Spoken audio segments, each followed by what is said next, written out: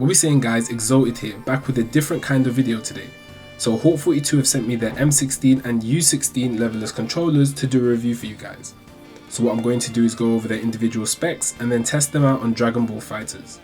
If you want to see me do more content like this, please leave a like and comment below so that HAUTE 42 could see it and potentially collaborate again with me in the future.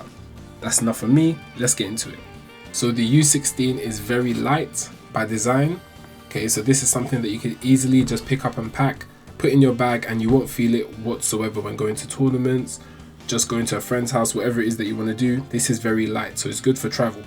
And the buttons feel nice to press. I'm not going to lie, I've used quite a bit of Leverless controllers in my time, and in terms of like pressing these buttons, these feel nice to press. So that's what you want. You want to be able to get good feedback when you're in game and what your character's doing or whatever game you're playing. These buttons do feel nice. I would definitely give them that. And they have rings around them. So not all controllers have rings around their buttons. What this means is that things like slide inputs for quarter circle forward, quarter circle back comes very easy, right? You can do a slide input for a half circle back or whatever it is that you want to do, and it makes it very trivial to do. You don't have to think, you can just slide and you get your inputs. So that's definitely a plus. It's very easy for you to do things like Tiger Knee because of how the buttons are positioned, right? So complex inputs like Tiger Knee motions are very simple to do, and it's cheap. This controller is cheaper than other Leverless controllers that you see on the market. It's around £55, which is about, I think, $73. So you're getting good value for money when it comes to the U16. These controllers have a lot of features. So when you press the back and the start button and you press X, you can see that we can change the color scheme, right, from one to another. So the first one would just be the colors changing slowly. The next one is different directions, the colors will change. Then it's like a rainbow. Different things that you can do with these controllers. You can also change the brightness. See, I've lowered the brightness basically to non-existence by pressing the back, start, and B. And then if you want to increase the brightness, you can do the same by just pressing Y. Okay, so there are a lot of things to do with these controllers. You can customize them. There are some screws here. Just get your screwdriver, unscrew them. You can put some artwork, you can put custom buttons, anything that makes you feel more comfortable using these controllers, you can do. And there's some software for you to map all these different buttons to whatever you want, which I'll talk about towards the end of the video. So in terms of functionality, for these controllers, it's very, very high. So moving on to the M16, this controller, much heavier than the U16. If you dash it at someone, it will do some damage. Okay, this is not a brick, but it's much, much heavier than the U16. That being said, it has bigger buttons. And these buttons feel very nice to press, even better than the U16 in my opinion. I'd like to think I have bigger hands, alright? So there's more space for me to press these buttons. I can rest my wrists here. There's more space for me to rest my wrists. This controller has a premium look, as you can see. The silver colorway is 10 out of 10. Normally I don't like going for lighter colors because they can spoil easily if they get messed up. You can clearly see it, but this looks amazing. So very durable, has a lot of space. You get more buttons here at the top, so for training mode settings and things like that, to customize it, everything is there. This controller is around £30 more than the U16, but I would advise you, if you're going to spend your money, definitely get this. This controller is amazing. I use it more than I use the U16 in terms of, executing your inputs.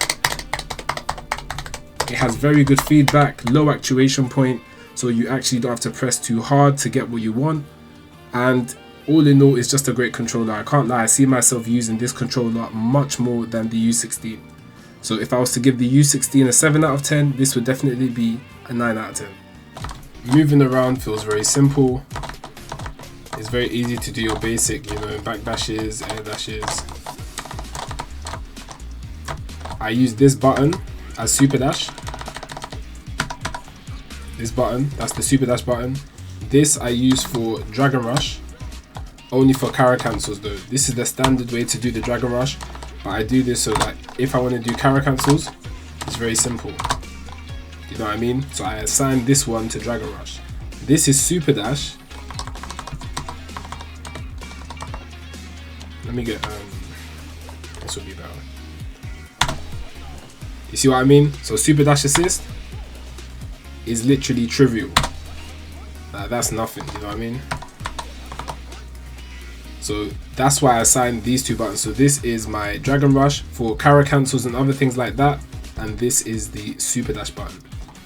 Like I said before, Leverless controllers make things like Tiger Knees very easy. So the normal Tatsu's -2, the TK1 is +3, as you can see. If you looked at my hands, it didn't seem like I was doing anything different. I messed up there, but you know what I mean, there's +7 there. But you get you're catching my drift now. It's very simple to learn how to do Tiger Knee inputs on this, right? As long as you do it properly, you'll get it right every time. You know what I mean? So it's very simple. Just standard combos as well.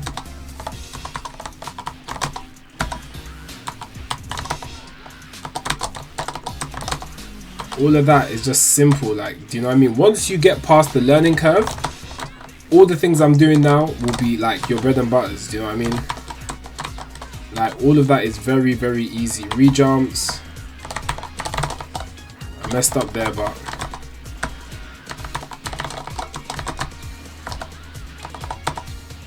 like, once you learn it, it becomes very, very easy. M16 is good. I mean, sorry, this is the U16. The U16 is fine, but I find I tend to mess up my Tiger Knees more with this than the M16 because of the space. Like I mentioned before, there's not much space for you to rest.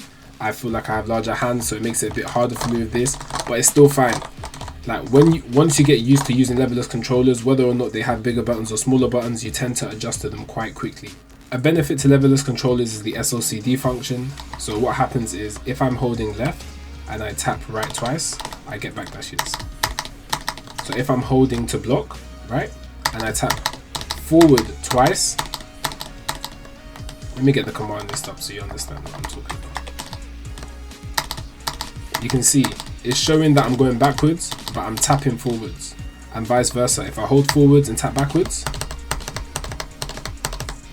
this is very good for IID backward, going like backwards with your IIDs, because you literally don't have to let go of back. Like, once you're holding back, you can tap forward to go backwards, so you're not letting go of block.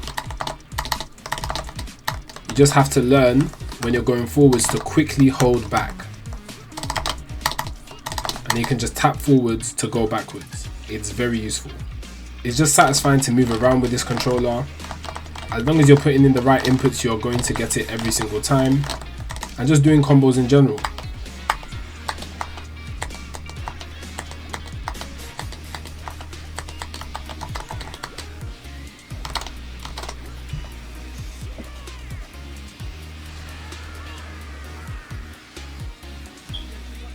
That's it from me, guys. Thanks once again to HAUTE42 for sending me the controllers.